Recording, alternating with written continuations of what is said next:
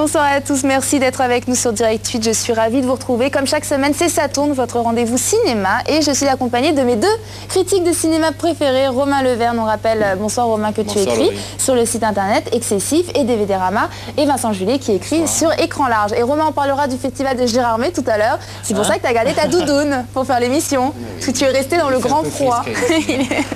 Et c'est vrai qu'il fait froid sur notre plateau.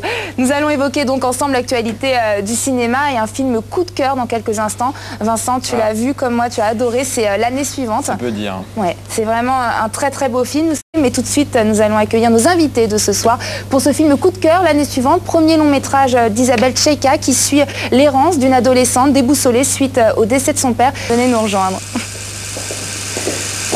Romain, c'est ta doudoune qui me déconcentre. Je suis désolée, je suis désolée. Tu viens comme ça sur le plateau en doudoune. Bonsoir toutes les deux. Bonsoir. Merci beaucoup d'être avec nous ce soir. On va parler donc de ce film qui a reçu, je crois, le prix de la meilleure première œuvre au festival de Locarno. Et c'est vraiment un très beau film, un coup de cœur ce soir. Donc on va en parler tous ensemble. L'année suivante, Isabelle, comment est née cette envie de traiter le thème de l'adolescente, le thème du décès, le thème de la perte d'un proche, de la banlieue. Enfin, c'est vrai que voilà, de ce décès vont découler pas mal de choses. Comment c'est né ? L'idée, c'était effectivement de raconter l'histoire d'une toute jeune fille en quête d'identité. C'est à l'âge où on se demande ce qu'on va devenir, quel métier on va faire, où on va trouver une place dans le monde. Et de raconter cette histoire dans un cadre assez particulier, en même temps assez anodin, que tout le monde connaît, des zones commerciales de la grande périphérie parisienne ou d'une autre grande ville d'ailleurs, puisque aux abords de chaque grande ville, on retrouve ces zones-là. Voilà. Et moi, je me suis tout de suite demandé, en fait, parce que la mort du père, on peut le dire, j'ai l'impression sert de prétexte à raconter quelque chose de générationnel, presque d'universel, la crise d'adolescence, si ce n'est que là, c'est fait sans bruit, sans agitation. Et je me demandais pourquoi ce parti pris, et surtout, est-ce que c'était une difficulté dès le début ? Alors, c'était pas une difficulté, parce qu'au contraire, c'était comme ça vraiment que je voulais lui raconter, c'est-à-dire de façon plutôt intérieure.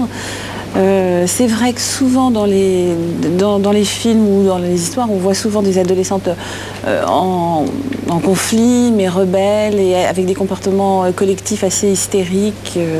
C'est vrai, et là, je voulais pas du tout aborder l'adolescence comme ça, mais plutôt en me souvenant, moi, du sentiment intérieur que j'en avais, quoi.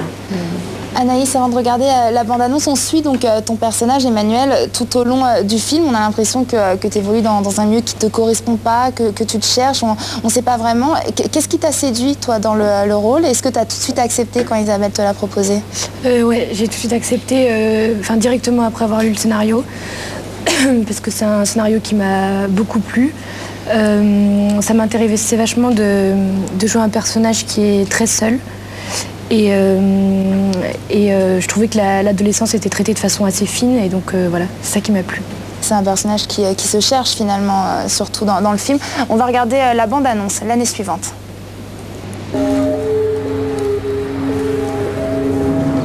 Avant qu'il tombe malade, papa et toi, vous vous entendiez bien? Pourquoi tu me poses cette question?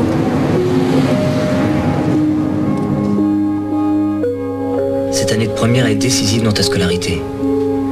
Tu sais peut-être déjà ce que tu veux faire? Non, pas vraiment pour l'instant. Tu aimes lire? Aller au cinéma? Qu'est-ce que tu fais de ton temps libre? C'est ta mère? Tenez, tu veux vendre l'appartement? Il y a un mec qui est venu cet après-midi, tu m'avais rien dit? Je voulais t'en parler, Manu. Ça nous fera du bien de changer. Moi, je suis pas d'accord. L'amour, elle joue pas les starlettes, elle met pas des lunettes de soleil, elle pose pas pour les magazines, elle travaille en usine à Créteil, dans une banlieue surpeuplée. Tu vas traîner longtemps comme ça? Je sais pas, mais à ton âge, j'aurais bouffé le monde entier. Mais c'est raté, hein. Tu crois que je suis heureuse de faire ça? On n'oublie pas, Manu, c'est la vie qui avance. C'est ce que t'appelles avancer, c'est mettre les fringues de papa à la poubelle? On se dit toutes les choses qui nous viennent, c'est beau comme du Verlaine. On dirait, on regarde tomber le jour, et puis on fait l'amour en secret. Tu me laisseras pas toute seule comme une vieille? Bah non, maman. Puis de toute façon, t'es pas vieille.